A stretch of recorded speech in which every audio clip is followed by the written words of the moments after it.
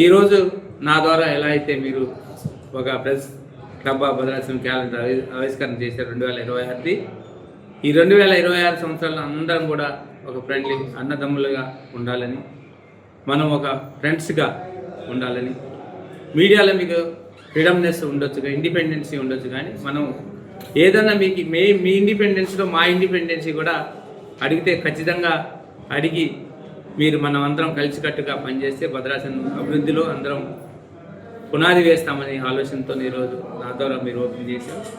మన ప్రభుత్వం చాలా విజన్గా ఈరోజు రేవంత్ రెడ్డి గారు ఏ మాటలో ఏ మీటింగ్లో ఉన్నా అటు ఆదిలాబాద్ నుంచి భద్రాచలం అని భద్రాచలం చేసి బాగా మనం అభివృద్ధి చేసే దాంట్లో నా వంతు ఉంటుందని పదే పలకటానికి నేను సంతోషిస్తూ మనసారి రేవంత్ రెడ్డి గారికి, మన ముఖ్యమంత్రి గారికి ప్రత్యేకంగా ధన్యవాదాలు తెలుపుకుంటూ, ఆల్రెడీ పునాది వేశారు ఆయన.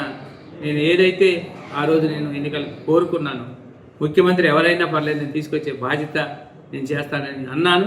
ఖచ్చితంగా ఆ రోజు శ్రీరామనవమికి రావాల్సిన ఏదైతే సాంప్రదాయం ఉందో ఆ సాంప్రదాయం ప్రకారంగా ముఖ్యమంత్రి గారిని తీసుకొచ్చి మనకు తీసుకురావాల్సిన పట్టు వస్త్రాలు కానీ ముత్యాల తలంబ్రాలు కానీ తీసుకొచ్చే సాంప్రదాయం తీసుకొచ్చాం. అదేవిధంగా మాడవీధి డెవలప్ చేద్దాం అనుకున్నాం, మాడవీధిని కూడా పునాది వేసాం. అక్కడ ఉన్న ఇళ్ళని కూడా వాళ్ళని ఒక ప్యాకేజ్, మంచి ప్యాకేజ్, వాళ్ళు కూడా మా రెవెన్యూ మినిస్టర్ గారు వాళ్ళు కూడా మనం ఎవరైతే షిఫ్ట్ చేస్తామో ఆ ఫ్యామిలీ కూడా ఏడవకూడదు, మంచి ప్యాకేజ్తో 10 రేట్స్ ఏజెన్సీ ప్రాంతం అయినా కానీ 10 రెట్ల ఉన్నదానికి 10 రెట్ల ప్యాకేజీని ఇచ్చి వాళ్ళని మనం పునరావాసం కూడా దాంతోపాటు పునరావాసం కూడా మళ్ళీ కల్పించాం. ఆ సంతోషానికి R&R ప్యాకేజీలో వాళ్ళకి ఇచ్చి ఈరోజు ఏ అయితే లాస్ లేకుండా వాళ్ళని చేసి వాళ్ళు కూడా టెంపుల్ డెవలప్మెంట్కి అభివృద్ధికి సహకరించి వాళ్ళ ఫ్యామిలీ కూడా ప్రత్యేకంగా తెలుపుకుంటాం.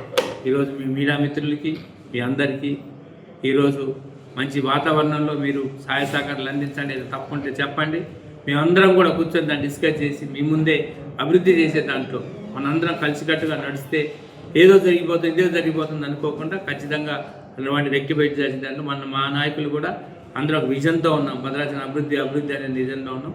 చాలా వరకు పునాది వేసాం. మీ సహాయ సహకారాలు కూడా ఇస్తే ఖచ్చితంగా ముందుకు తీసుకెళ్తానని, ఈ అభివృద్ధిని డెవలప్మెంట్ని మీకు ప్రత్యేకంగా ధన్యవాదాలు తెలుపుకుంటూ ఈ శుభ సందర్భంగా 2026 సంవత్సరంలో ప్రతి ఒక్క కుటుంబాలు సుఖ సంతోషాలతో ఉండాలని, ఈరోజు ఏవైతే ఒక ఆర్థికం కానీ ఆరోగ్యం కానీ ఆరోగ్యాలతో సుఖ సంతోషాలతోని, మరి ఉద్యోగులు అయితే వాళ్ళ పదోన్నతి, అదే మీ మీడియా మిత్రులు అయితే మీరు ఇక్కడ డివిజన్ నుంచి జిల్లా వరకు వెళ్ళే దాంట్లో పదోన్నతి మీరు పొందాలని మీ అందరికీ మనవి చేసుకుంటూ